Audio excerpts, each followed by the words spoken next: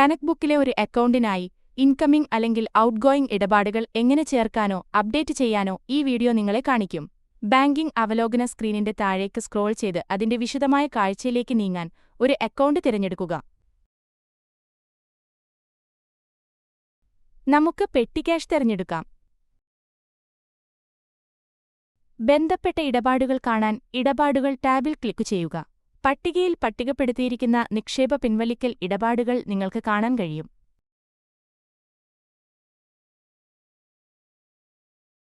ഒരു ഇടപാട് കാണുന്നതിനായി അത് തുറക്കാൻ അതിൽ ക്ലിക്ക് ചെയ്യുക.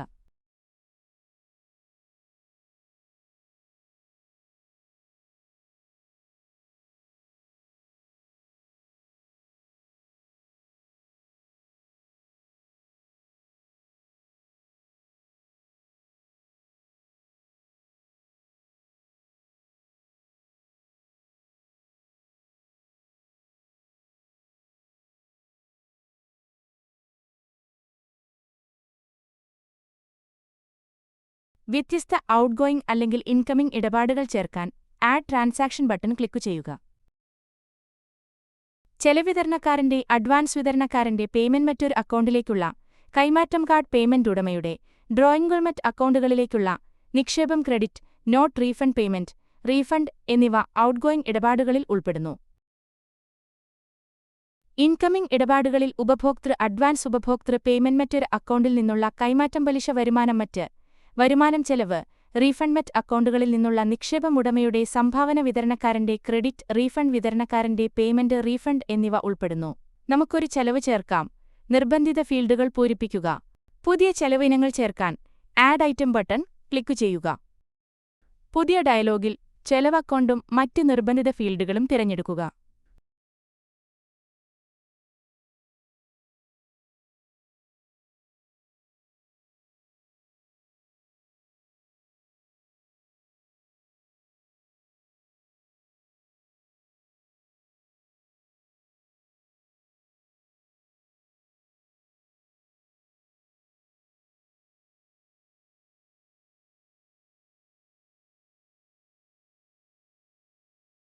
ചെലവ് പട്ടികയിൽ ചേർക്കാൻ സേവ് ബട്ടൺ ക്ലിക്ക് ചെയ്യുക. ഫോമിൽ ലിസ്റ്റ് ചെയ്തിരിക്കുന്ന പുതുതായി ചേർത്ത ചെലവിനം നിങ്ങൾക്ക് കാണാൻ കഴിയും. നമുക്ക് മറ്റൊരു ചെലവ് അക്കൗണ്ട് ചേർക്കാം.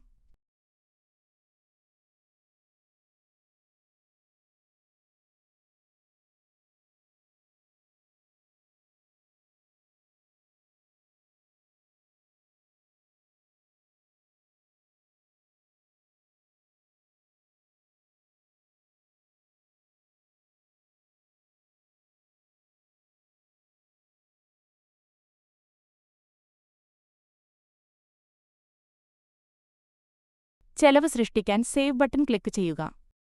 വലതുവശത്തുള്ള സ്പ്ലിറ്റ് പേനിൽ പുതുതായി സൃഷ്ടിച്ച ചെലവ് നിങ്ങൾക്ക് കാണാൻ കഴിയും.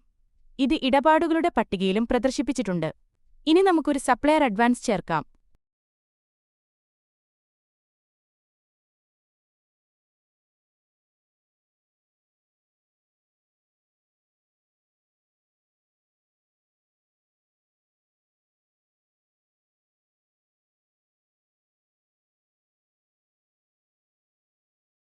സേവ് ചെയ്തതിനുശേഷം ഇടപാട് എഡിറ്റ് ചെയ്യുന്നതിന് എഡിറ്റ് ബട്ടൺ ക്ലിക്ക് ചെയ്യുക.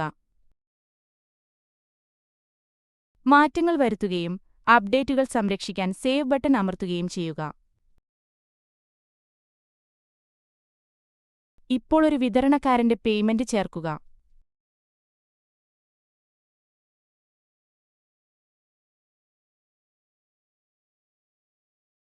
ഇവയെല്ലാം ഔട്ട്ഗോയിംഗ് ഇടപാടുകളാണെന്ന് ശ്രദ്ധിക്കുക.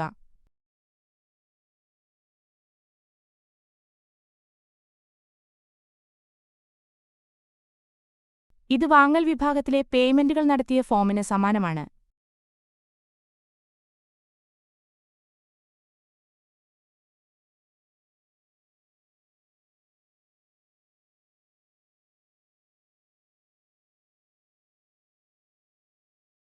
ഡിലീറ്റ് ബട്ടൺ ക്ലിക്ക് ചെയ്ത് ഇടപാടില്ലാതാക്കാൻ ഡയലോഗ് സ്ഥിരീകരിക്കുക. കറന്റ് അക്കൗണ്ടിൽ നിന്ന് കുറച്ച് പണം മറ്റൊരു അക്കൗണ്ടിലേക്ക് ട്രാൻസ്ഫർ ചെയ്യുന്നതിന് മറ്റൊരു അക്കൗണ്ടിലേക്ക് ട്രാൻസ്ഫർ ചെയ്യുക എന്ന ഓപ്ഷൻ തിരഞ്ഞെടുക്കുക. ടു അക്കൗണ്ട് ഫീൽഡിൽ നിങ്ങൾ പണം ട്രാൻസ്ഫർ ചെയ്യാൻ ആഗ്രഹിക്കുന്ന അക്കൗണ്ട് തിരഞ്ഞെടുക്കുക. നമ്മൾ കേസാൻസ് SBI അക്കൗണ്ട് തിരഞ്ഞെടുത്തു. കൈമാറ്റം ചെയ്യേണ്ട തുക നൽകുക.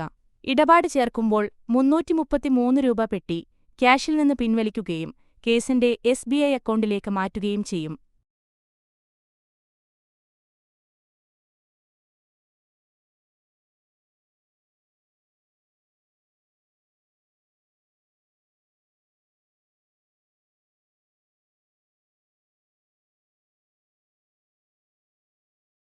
തുക അതിലേക്ക് നിക്ഷേപിച്ചിട്ടുണ്ടോ എന്ന് പരിശോധിക്കാൻ കേസൻസ് SBI അക്കൗണ്ട് തുറക്കാം. ഇവിടെ 333 നിക്ഷേപമുണ്ടായിരുന്നതായി നിങ്ങൾക്ക് കാണാൻ കഴിയും.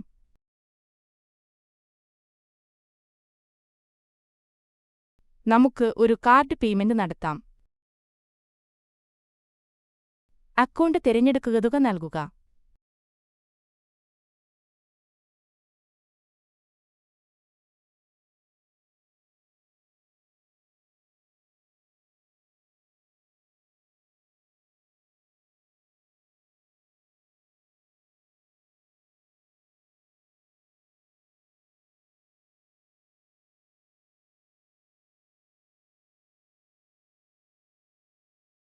പേയ്മെന്റ് പൂർത്തിയാക്കാൻ സേവ് ബട്ടൺ അമർത്തുക.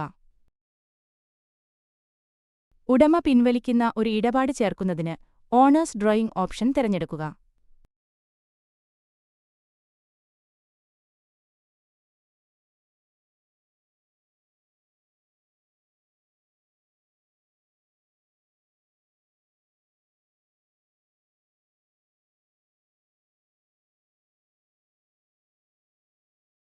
ഇനി നമുക്കൊരു ക്രെഡിറ്റ് നോട്ട് റീഫണ്ട് ചേർക്കാം. ഉപഭോക്താവും പേയ്മെന്റ് ഓപ്ഷനും തിരഞ്ഞെടുക്കുക.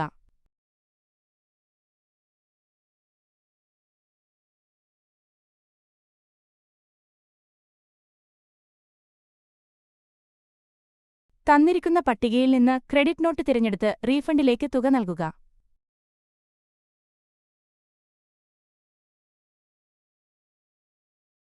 റീഫണ്ട് ചേർക്കാൻ സേവ് ബട്ടൺ അമർത്തുക. അതുപോലെ പേയ്മെന്റിനായി ഒരു റീഫണ്ട് ചേർക്കാം. ഇനി നമുക്ക് ചില ഇൻകമിംഗ് ഇടപാടുകൾ ചേർക്കാം.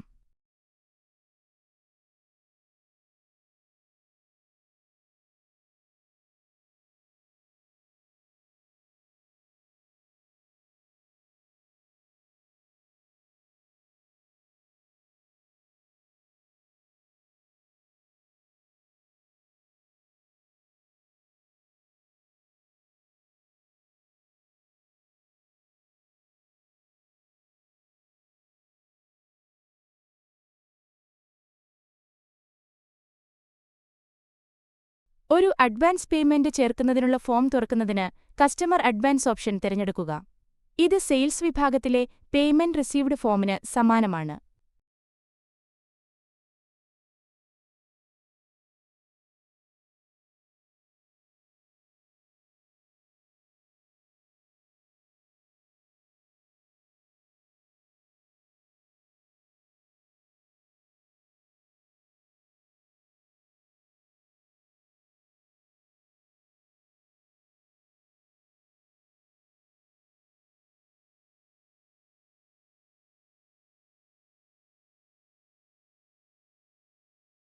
നമുക്ക് ഒരു ഉപഭോക്തൃ പേയ്മെന്റ് ചേർക്കാം.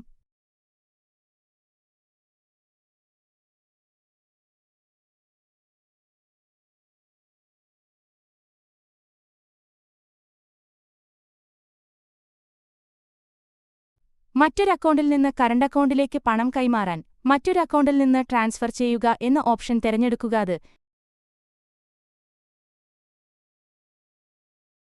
കേസിന്റെ SBI അക്കൗണ്ടാണ്. അക്കൗണ്ടിൽ നിന്ന് എന്ന ഫീൽഡിൽ നിങ്ങൾ പണം പിൻവലിക്കാൻ ആഗ്രഹിക്കുന്ന അക്കൗണ്ട് തിരഞ്ഞെടുക്കുക. ഇവിടെ നമ്മൾ SBI കാർഡിൽ നിന്നാണ് പണം ട്രാൻസ്ഫർ ചെയ്യുന്നത്. തുക നൽകുക.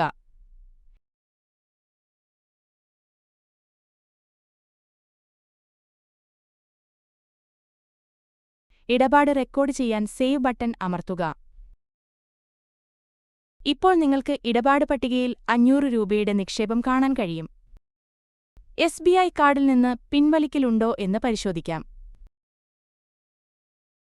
വിശദമായ കാഴ്ചയിൽ SBI കാർഡ് തുറക്കുക. ഇടപാട് പട്ടികയിൽ നിങ്ങൾക്ക് 500 പിൻവലിക്കൽ കണ്ടെത്താൻ കഴിയും. ഇനി നമുക്ക് പലിശ വരുമാനം എന്നതിനായി ഒരു ഇടപാട് ചേർക്കാം.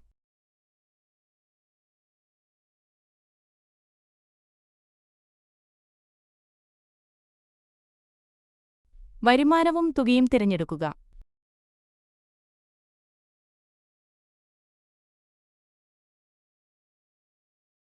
ഇടപാട് ഒരു നിക്ഷേപമായി രേഖപ്പെടുത്തുന്നതിന് സേവ് ബട്ടൺ അമർത്തുക.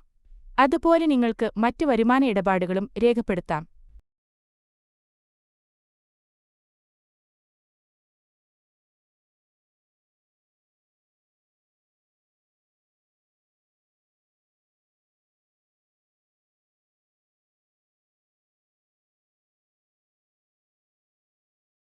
ഒരിടപാട് കൂടി മറ്റ് വരുമാനമായി രേഖപ്പെടുത്താം.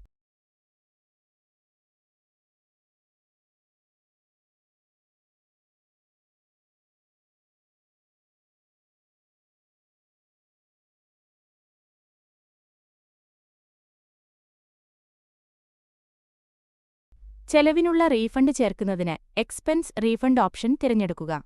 വിതരണക്കാരനും അക്കൗണ്ടും തിരഞ്ഞെടുക്കുക.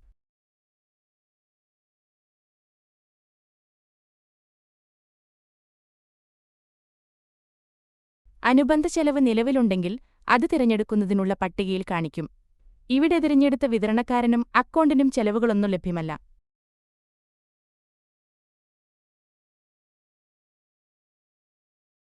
മറ്റ് അക്കൗണ്ടുകളിൽ നിക്ഷേപിച്ച പണം രേഖപ്പെടുത്തുന്നതിന് മറ്റ് അക്കൗണ്ടുകളിൽ നിന്നുള്ള നിക്ഷേപം എന്ന ഓപ്ഷൻ തിരഞ്ഞെടുക്കുക. നമുക്ക് ഒരു ഇടപാട് ഉടമയുടെ സംഭാവനയായി ചേർക്കാം.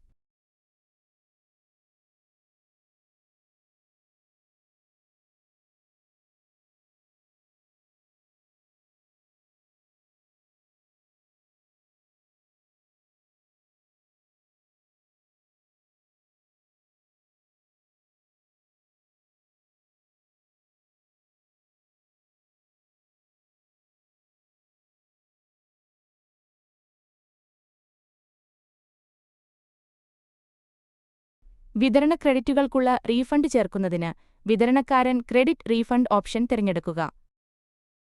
വിതരണക്കാരനെ തിരഞ്ഞെടുക്കുക. ലഭ്യമായ ക്രെഡിറ്റുകൾ ചുവടെ പട്ടികപ്പെടുത്തും. അതുപോലെ നിങ്ങൾക്ക് വിതരണക്കാരന്റെ പേയ്മെന്റ് റീഫണ്ടുകളും രേഖപ്പെടുത്താം.